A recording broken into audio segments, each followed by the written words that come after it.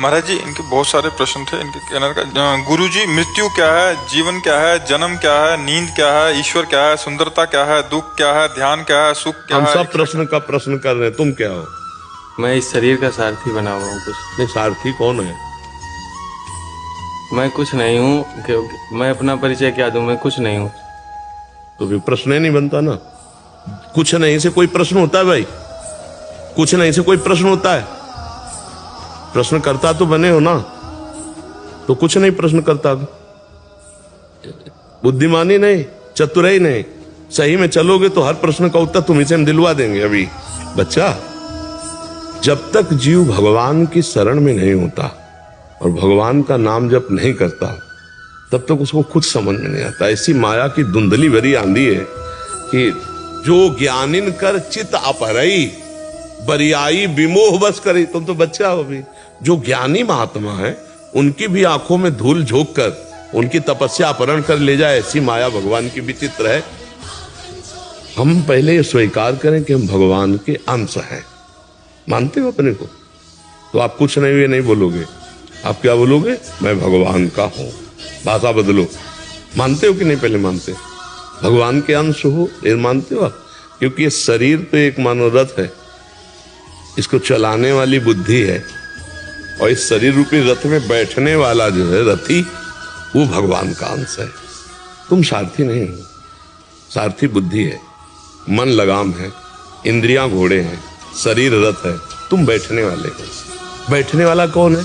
ईश्वर अंश, जीव अविनाशी, चेतन अमल, सहज सुख राशि। हर सवाल का उत्तर इसी में आता चला जाएगा। समझ पाए आप कौन है? अब आपसे पूछे आप कौन, तो आप क्या बोलोगे? भगवान का अंश। भगवान का अंश है। अब आपका उद्देश्य क्या है? जीवन। आपका जीवन क्या है? भगवान को जान लेना या अपने को पहचान लेना।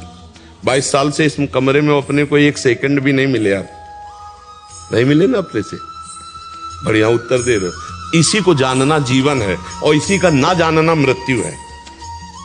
जब अपने को नहीं जानते और शरीर पे राग कर बैठे, तो शरीर के द्वारा जो शुभ अशुभ कर्म बने, तो पुनरपि जननम पुनरपि मरणम पुनरपि जननी जठरे शयनम, बार बार जन्म, बार बार मृत्यु, बार बार माँ के गर्भ में। यही भूल हमको ले जाती है। इस मनुष्य जीवन का लक्ष्य क्या है? भगवान का भजन करके भगवान को जान लेना, भगवान को पा लेना, या अपनी पहचान जान लेना।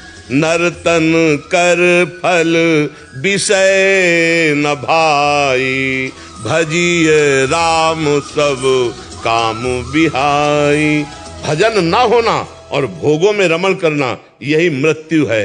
जिन हरि भगति हृदय नहीं आनी, जीवित सब समान ते प्राणी। जीता हुआ मुर्दा टहला है।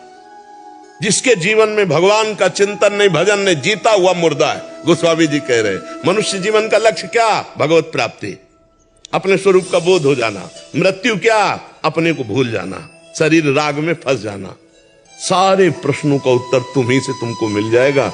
बस तुम भगवान की शरण में होकर नाम जप करना शुरू करो। आप भगवान के चैतन्य घन अंश हो। आप में पापाचरण से अपने को रोक पाना। अगर रोक पाए तो फिर जीवन प्रकाशमय हो जाएगा।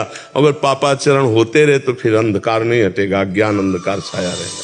समझ पा रहे हो? सारे प्रश्नों का उत्तर मिल जाएगा आपको।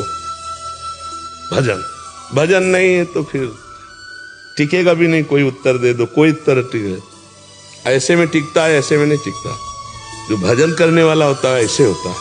जो भजन भगवान से विमुख होता है वो अहंकारी ऐसे होता है। उसमें कुछ नहीं टिकता है। तुम नाम जप करो, भगवान के आश्रित रहो, माता पिता की सेवा करो, समाज की सेवा करो। इनमें सब में भगवान विराजमान है। यही जीवन का लक्ष्य है कि भगवान की हमें इन किन प्रकार प्राप्ति हो जाए।